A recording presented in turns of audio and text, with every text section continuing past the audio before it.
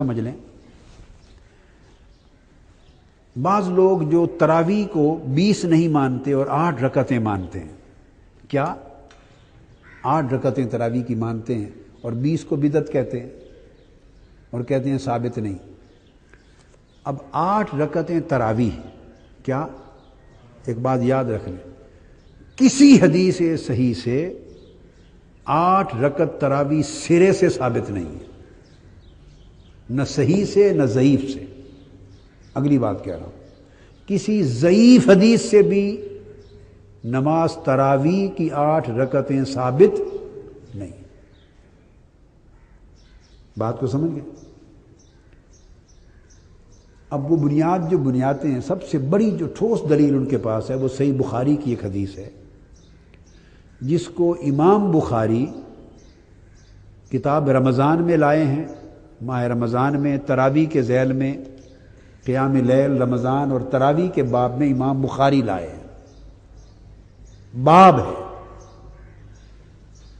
اور ایک باب جب امام بخاری کوئی باب قائم کرتے ہیں بیٹے، تو اس کا مطلب یہ نہیں ہوتا کہ یہ احکام اور سنن کی کتابوں کی طرح ہر حدیث اب عین فقہ کی کتابوں کی طرح بنوان اس باب کے مطابق نیچے ہوگی، نہیں۔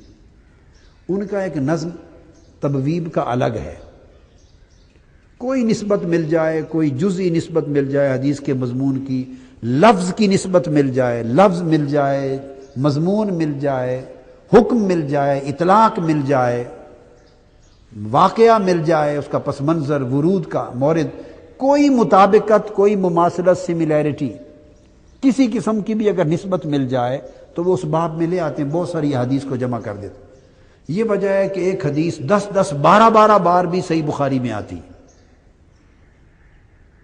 اس حدیث کو یہاں لکھ دیا، اسی حدیث سے ایک اور معنی معلوم ہوتا ہے، وہ اگلے باب میں بھی لکھ دیا، اس سے ایک اور معنی پر اطلاق ہوتا ہے، اگلے باب میں بھی لکھ دیا، تو 12 مرتبہ بھی بعض اوقات ایک حدیث صحیح بخاری شریف میں آتی، 7 مرتبہ آتی۔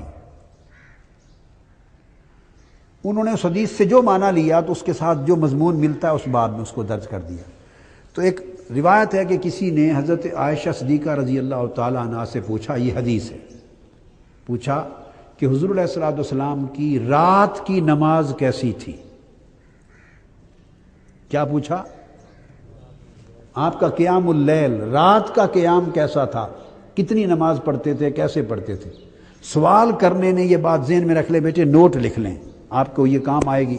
سوال کرنے والے نے صلاۃ التراویح کا پوچھا ہی نہیں ہے، یہ بات بنیادی۔ سائل نے اپنا سوال صلاۃ التراویح کے بارے میں بولیے پوچھا ہی نہیں ہے، انہوں نے تو رات کی نماز کا پوچھا ہے، انہوں نے تو صلاۃ تہجد کا پوچھا ہے حضور علیہ الصلوۃ والسلام کے بارے میں، رات کا قیام کیسا تھا۔ تو وہ بیان چلا آ رہا ہے، تو وہ پھر حضور کے تہجد کے لیے انہوں نے پوچھا، سوال یہ کیا، انہ سأل عائشہ رضی اللہ تعالی عنہا کیف کانت صلاۃ رسول اللہ صلی اللہ علیہ وسلم فی رمضان۔ یہ میں آگے آپ کو بتاؤں گا کہ پھر رمضان میں حضور علیہ الصلوۃ والسلام کی نماز کیسے ہوتی تھی، نماز تہجد۔ حضرت عائشہ صدیقہ رضی اللہ عنہ، نماز تہجد کیسے معلوم ہوا وہ بتاتا ہوں۔ عائشہ صدیقہ رضی اللہ تعالیٰ عنہ جواب دیتی ہیں، ما کان یزید فی رمضان ولا فی غیرہا علی 11 رکعۃ، کہ رمضان میں بھی اور رمضان کے علاوہ باقی 11 مہینوں میں بھی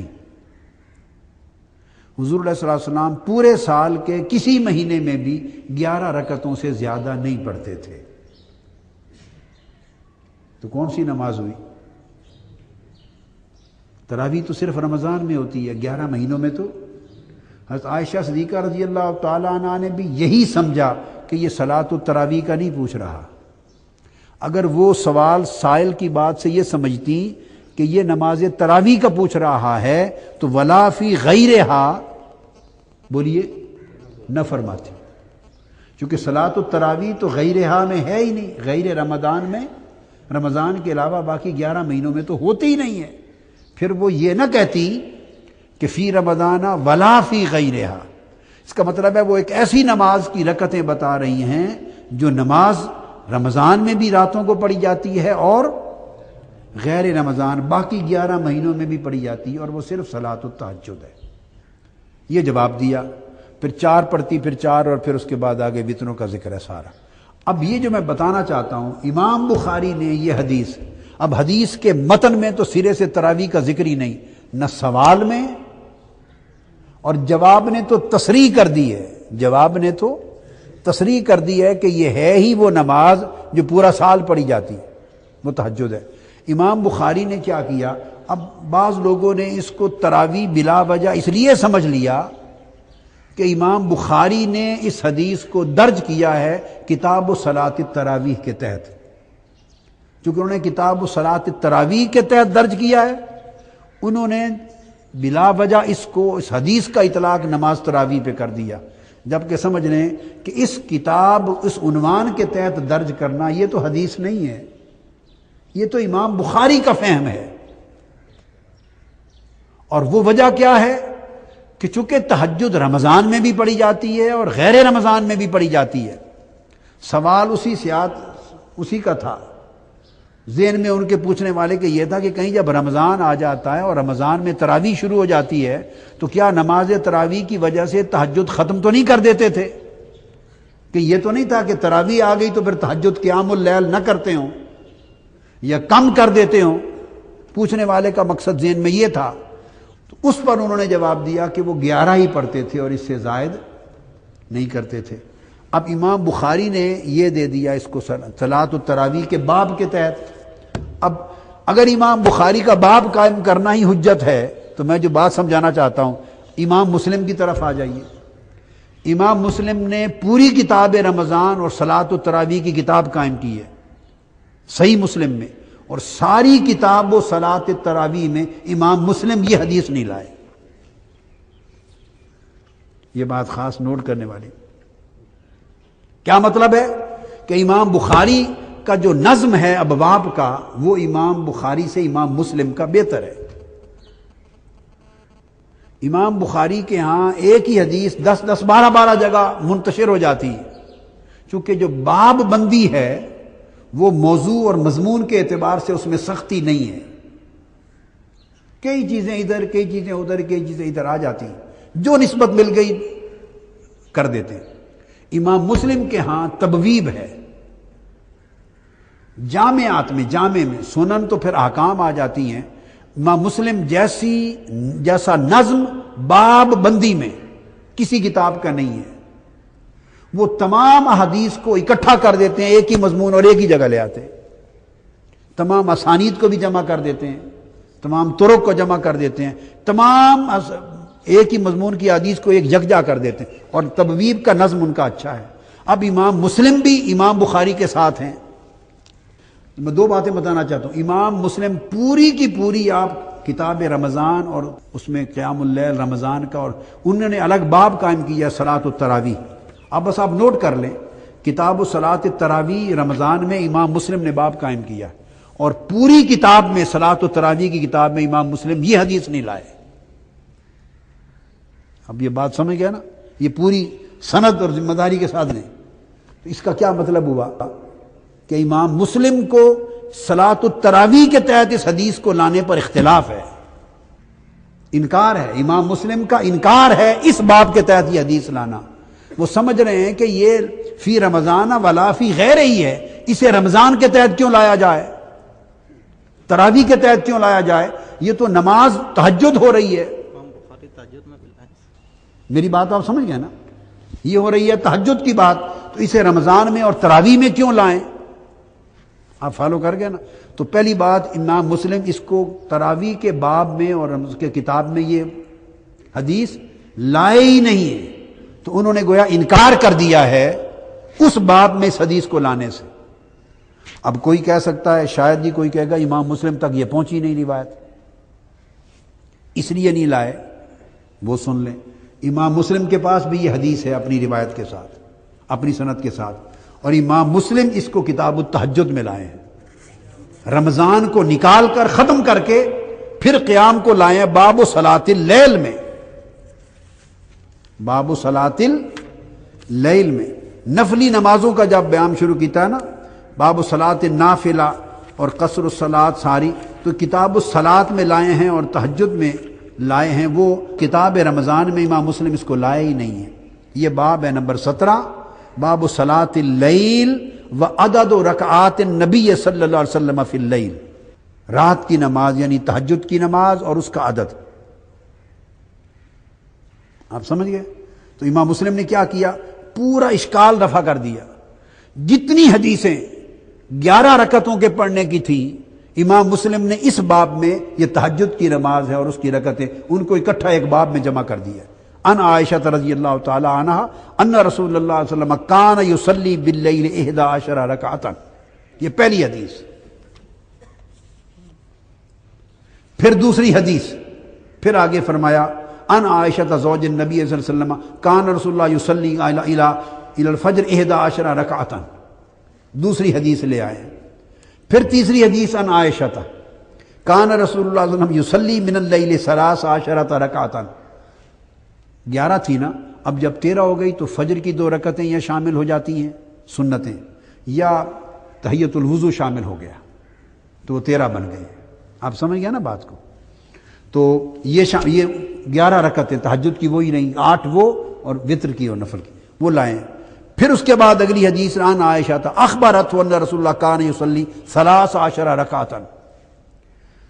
اب یہ تمام حدیثیں جمع کر کے پھر وہ جو حدیث امام بخاری لائے تھے اس کو امام مسلم نے روایت کیا ہے، وہی ان ابی سلمہ بن عبد الرحمن انہ سأل عائشہ رضی اللہ تعالی عنہا کیف کانت صلاۃ رسول اللہ صلی اللہ علیہ وسلم فی رمضان قالت ما کان رسول اللہ صلی اللہ علیہ وسلم یزید فی رمضان ولا فی غیرہ علی 11 رکعۃ۔ وہ پھر وہ حدیث لے آئے ہیں تہجد میں رات کی 11 رکعتوں کے تحت، اور اس طرح باقی بھی تمام تہجد کی نمازیں، چونکہ فجر کے ساتھ پھر الا فجر کر کے تو ساری روایات، تو کل احادیث انہوں نے رکعت فجر پھر 2 رکعتیں فجر کی جیسے اشرب بیان کر دی۔ تو تہجد کے باب میں قیام اللیل کے تحت تمام حدیث لائے ہیں۔ تو اب بولیے اگر امام بخاری کا صلاۃ التراویح کے باب میں لانے سے اس حدیث کے مضمون کو تراویح پر اطلاق کرنا حجت بن جاتا ہے، تو امام مسلم نے انکار کر دیا، اس باب میں نہیں لائے اور وہ صلاۃ التہجد میں لائے، اس میں حجت کیوں نہیں بنتا؟ وہ ان کا اجتہاد تھا، یہ امام مسلم کا اجتہاد ہے، اور انہوں نے دلیل میں ساری حدیثیں جمع کر دی ہیں کہ تمام کی تمام حدیثیں غیر از رمضان ہیں، جو رمضان سے متعلق نہیں ہیں، اور وہ ساری حدیثیں جب ایک ہی مضمون کی ہیں تو یہ حدیث اس طرف کیسے چلی جائے گی، اسی مضمون سے متعلق ہے۔ تو آپ نے دیکھا کہ باب اور ہے، باب سے انہوں نے پکڑ لیا، مضمون حدیث کو نہیں دیکھا۔ تو اگر وہ سند ہے تو یہ امام مسلم کی میں نے آپ کو سند دی ہے، کہ ایک تو میں نے امام مسلم کا بتایا کہ وہ صلاۃ التراویح میں نہیں لائے، اور دوسرا بتایا کہ قیام اللیل تہجد میں لائے ہیں۔ اب امام بخاری کا آ جائیے، امام بخاری کا اجتہاد بھی وہ صلاۃ التراویح نہیں ہے، امام بخاری نے بھی اس نماز سے مراد صلاۃ التراویح، یہ ان کا بھی اجتہاد نہیں ہے، یہ تو آج کے لوگوں نے خود اجتہاد بنا لیا ہے۔ امام بخاری کا تو ایک انداز ہے، ایک نظم ہے ابواب کا، وہ تو چونکہ رات کی نماز کا پوچھ رہا تھا سائل، اور اس نے پوچھا تھا رمضان میں کیسے پڑھتے تھے، کہ کہیں ایسا تو نہیں کہ ماہ رمضان میں رات کی نماز یعنی تہجد کے معمول اور رکعتوں میں تبدیلی آ جاتی ہو۔ تو چونکہ رمضان کا نام لے لیا سائل نے، تو امام بخاری نے لفظ رمضان کی وجہ سے ادھر ڈال دیا۔ اب اگر امام بخاری اس کو صرف نماز تراویح پر معمول کرتے تو پھر وہیں رکھتے، اب خود امام بخاری اس کو دوسرے مقام پر کتاب التہجد میں بھی لے آئے ہیں۔ آئیے یہ بخاری شریف، اسی بخاری میں امام بخاری خود یہی حدیث کتاب التہجد میں بھی لے آئے ہیں، اور یہاں عنوان کیا تھا وہی قیام النبی صلی اللہ علیہ وسلم باللیل فی رمضان و غیرہ، وہی حدیث کتاب التہجد ہے۔ یہ بخاری کتاب التہجد باب 16 حدیث نمبر 1147 1147، وہی انہ سأل عائشہ رضی اللہ عنہا کیف کان صلاۃ رسول اللہ صلی اللہ علیہ وسلم فی رمضان فقالت ما کان رسول اللہ صلی اللہ علیہ وسلم یزید فی رمضان ولا فی غیرہ علی 11 رکعۃ۔ میں پوری حدیث اس میں آ گئی۔ تو امام بخاری بھی اس کو کتاب التہجد میں لائے ہیں۔ تو اب اس مسئلے کو یوں ہوگا کہ امام بخاری دو جگہوں پر لائے۔ امام بخاری اس کو رمضان میں صلاۃ التراویح قیام، وہ بھی قیام اللیل کی وجہ سے ادھر بھی لائے اور کتاب التہجد میں بھی لائے، اور امام مسلم وہاں لانے سے انکار کر دیا، صرف کتاب التہجد میں لائے۔ تو پلڑا کس طرف بڑھ گیا ائمہ حدیث کا؟ تہجد پر اس حدیث کا آنا متفق علیہ ہو گیا۔ یہ بات اگلی بتانا چاہتا، اس کا صلاۃ التہجد ہونا یہ بخاری مسلم کا متفق علیہ ہو گیا۔ آپ میری بات سمجھ گئے؟ اور اس کا رمضان میں صلاۃ التراویح کے تحت ہونا، وہ بھی تراویح مراد نہیں، اس میں صرف روایت کرنے میں امام بخاری تنہا رہ گئے، اس میں تفرد ہوا، اس میں متفق علیہ ہو گئے۔ تو کون سا موقف وزنی ہے جس کے اوپر دونوں کا اتفاق ہوا کہ یہ کتاب التہجد کی بات ہے؟ یہ کتاب التہجد کا لکھ لیا۔ اب آئیے یہ ساتھ میں آپ کو ترمذی شریف بتا دوں۔ یہ جامع ترمذی ہے، تو ترمذی میں بھی امام ترمذی اس کو صرف صلاۃ اللیل میں لائے ہیں، تہجد کے لیے۔ امام ترمذی بھی اس کو صلاۃ اللیل میں لائے ہیں، تہجد کے لیے لائے ہیں۔ باب ما جاء فی فضل صلاۃ اللیل، یہ تہجد کا پورا بیان چلا آ رہا ہے، صلاۃ التہجد کا، نفلی نمازوں کا ہے سارا، یعنی 4 رکعتیں عصر سے پہلے مغرب کے بعد کی، یہ نفلی نمازوں کا، اور پھر صلاۃ التہجد اس باب میں آئی ہے۔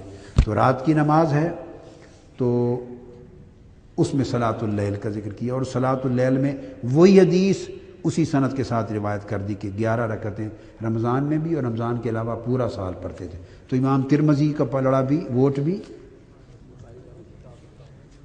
کتاب تہجد پہ آ گیا۔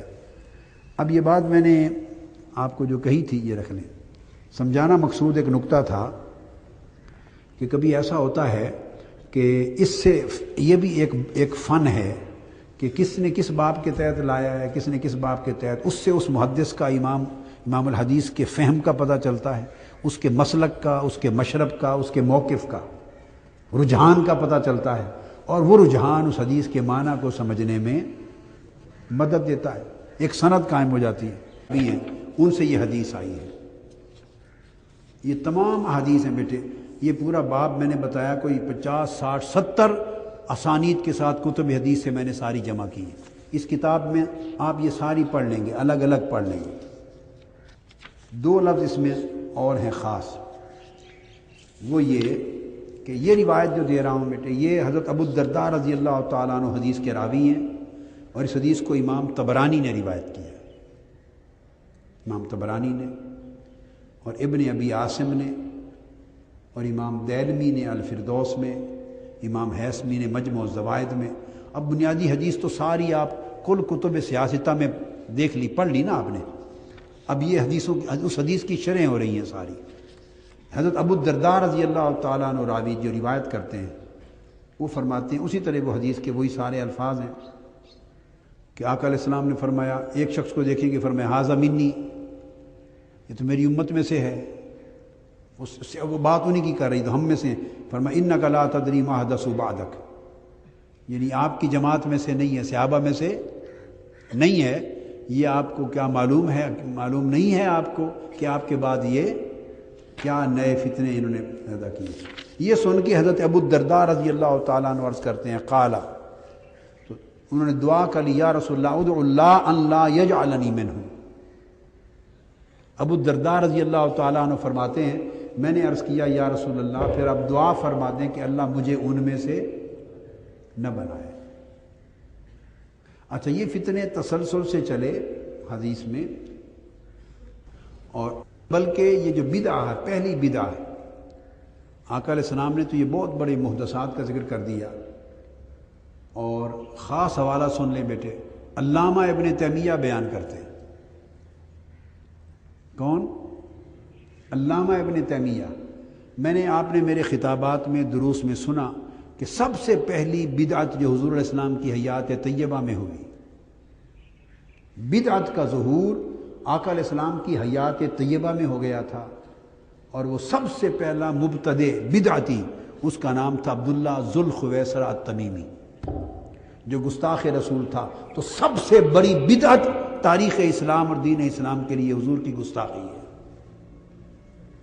ذوالخویسرہ التمیمی، جس نے حضور سے کہا تھا عدل کریں، یہ اللہ سے ڈریں، اتق اللہ، اللہ سے ڈریں، تو آقا علیہ السلام نے فرمایا اس کو دیکھ لیں، اس کی داڑھی بھی دیکھ لو، اس کا سر بھی دیکھ لو، اس کا چہرہ بھی دیکھ لو، اس کی تہبند بھی دیکھ لو، پورا کا پورا دین اور شریعت بنا ہوا ہے سر سے لے کے پاؤں تک، مگر ان من دئدئہ ھذا، اس کی نس پشت میں سے قوم نکلے گی، یخرجون من الدین کما یخرج السہم من الرمیہ، جیسے تیر شکار سے نکل جاتا ہے دین سے خارج ہو جائیں گے یہ لوگ۔ یہ معروف حدیث ہے ذوالخویسرہ تمیمی کی۔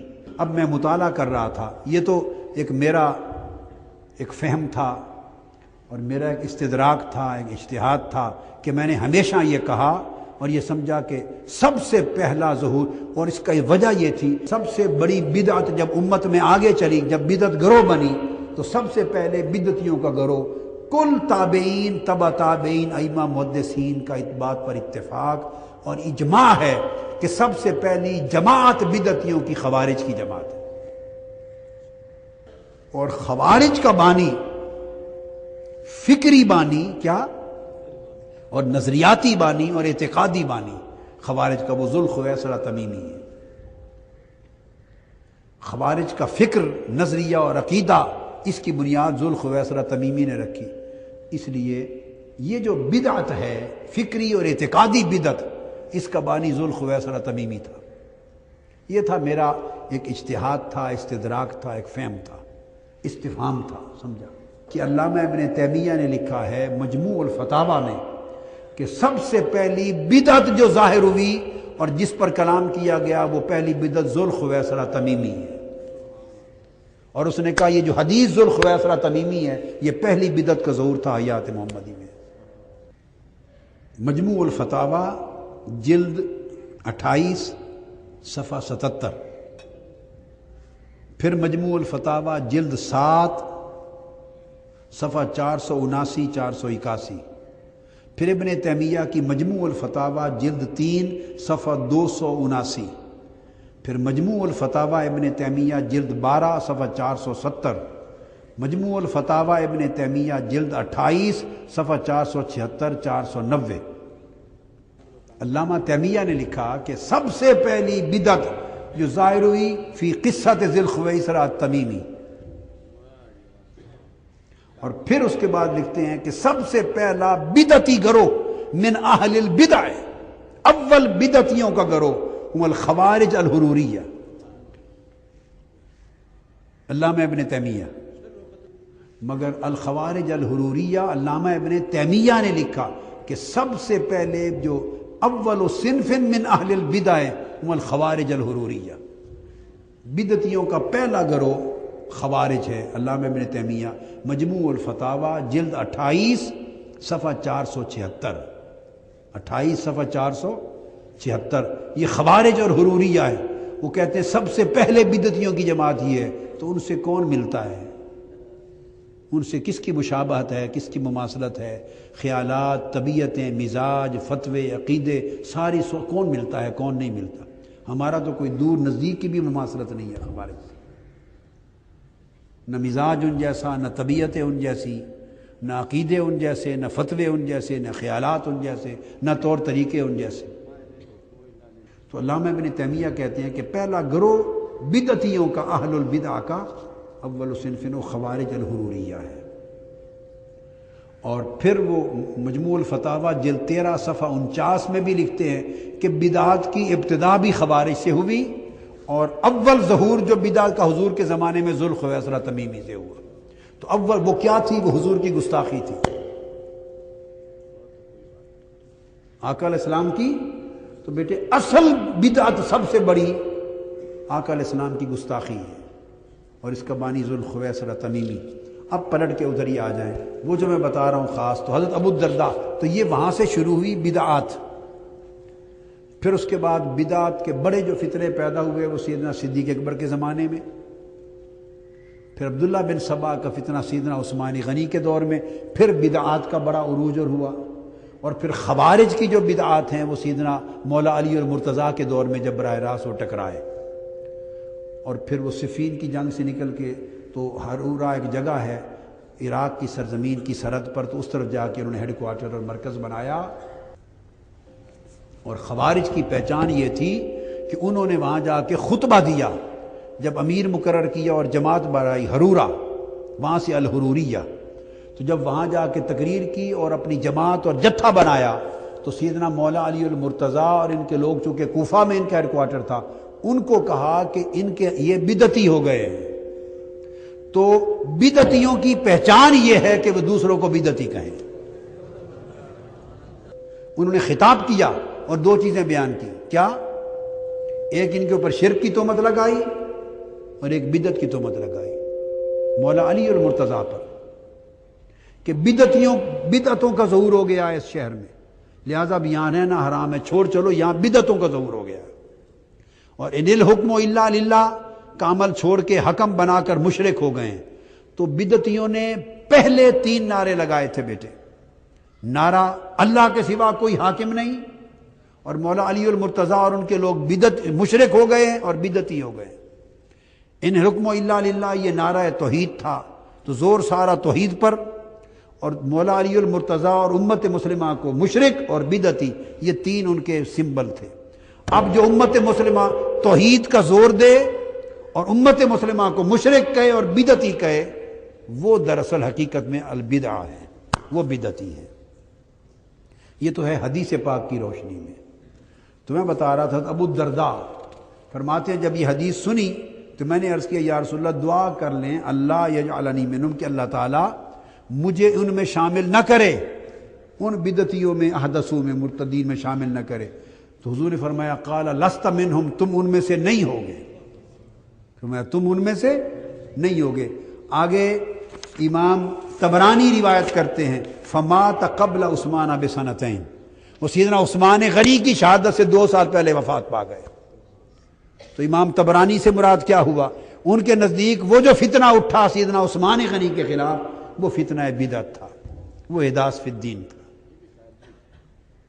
وہ خارجیوں کا فتنہ تھا۔ اول خوارج اس دور میں وہ بنیاد بنی، منظم ہوئے ہیں، اور پھر وہ منظم ہوتے ہوتے سیدنا مولا علی شیر خدا کے دور میں انہوں نے جا کے پھر ایک باقاعدہ صفین کی جنگ کے بعد جماعت کا اعلان کر دیا ہے۔ تو سیدنا عثمان غنی سے 2 سال پہلے وفات پا گئے، تو یہ تعین ہو گیا، پھر زمانے کا بھی تعین ہو گیا۔ اور ایک میں نے آپ کو جو صحیح بخاری کا ریفرنس دے دیا کہ سیدنا صدیق اکبر کے دور میں جو مرتد ہوئے، مراد یہ ہیں۔ اور ایک آقا علیہ الصلوۃ والسلام کی حدیث اس باب میں اور ہے، وہ بڑی اہم ہے، جس میں وہ جو میں بیان کر رہا تھا نا کہ کس پائے کا فتنہ ہو، فتنہ ارتداد کی سطح کا ہو تو وہ محدثہ بنتا ہے۔ میں نے کہا نا کہ ارتداد کی سطح یعنی دین کی حالت بدل جائے، دین کی شکل اور حیت بدل جائے، اور سب سے صاف ظاہر ہے دین کی شکل اور حیت تبھی بدلتی ہے کہ جب مبادیات دین کا انکار ہو جائے، ضروریات دین کا یا انکار ہو جائے، یا کمی کر دی جائے، یا اضافہ کر دیا جائے، یا وحی، کتاب، قرآن، ارکان دین، نماز، روزہ، حج، زکوٰۃ، نبوت، رسالت، کتاب، ان جیسی کوئی نئی چیزیں کھڑی کر دی جائیں معاذ اللہ۔ یہ سارے اشارے اس امر کی طرف تھے۔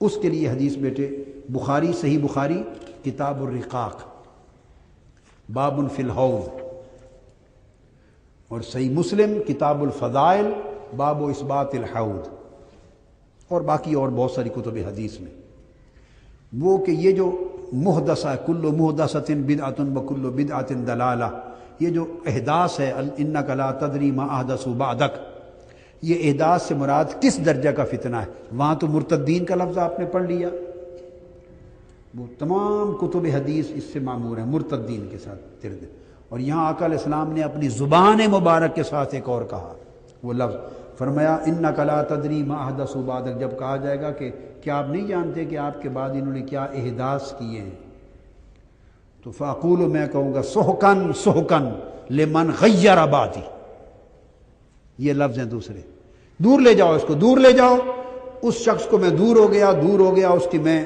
دوری ہو، اس کی کوئی میں ذمہ دار اور اپنائیت نہیں. کس سے؟